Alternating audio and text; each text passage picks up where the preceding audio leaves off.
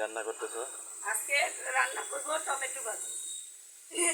Tomato ভাজিতে আমি দিয়েছি তেল, পেঁয়াজ কুচি আর দিচ্ছি রসুন কুচি।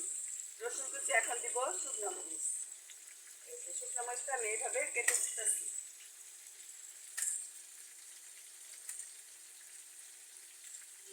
শুকনো মরিচটা দিয়ে দিলাম।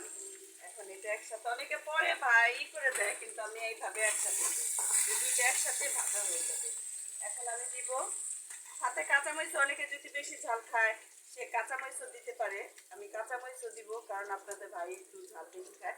এখন আমি দিয়ে দিব টমেটো। ওই যে পেঁয়াজ আর রসুনটা একটু ভাজা হয়ে আসছে, টমেটো দিয়ে দিব। আমি টমেটো ভাজি করবো আজকে। তো অনেকে চাটনি বলে, কেউ ভাজি বলে। এই যে আমি টমেটো ভাজি করবো।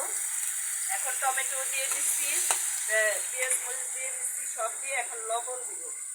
লবণটাও দিয়ে দিচ্ছি। এবার আমি এটা নেড়ে দেখবেন, এখনকার টমেটো চুলায় দিলে এমনিতেই একটু 5 মিনিট রাখলে গলে একদমই হয়ে যায়। এমনি তো গরমের দিনে টমেটো তো সিজন ছাড়া সেটা গলে না। এই টমেটোগুলি একদম সিজনের জিনিস, এর জন্য সিজনে ভালো। শীতের সবজি তো আর বলার কিছু নাই। ভাজা ভাজা হয়ে যাচ্ছে। এই যে দেখেন টমেটো আমার এখন এই টমেটোটা ভাজা ভাজা হয়ে আসলে, পানিটা একটু শুকিয়ে গেলে কিন্তু আমার টমেটো ভাজি হয়ে যাবে।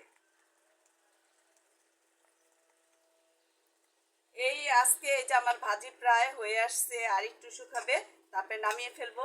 এই টমেটো ভাজি কিন্তু খুব কঠিন না। অনেকে ভাবে কিভাবে করব, অনেকে সবাই জানে, আবার কেউ জানে না।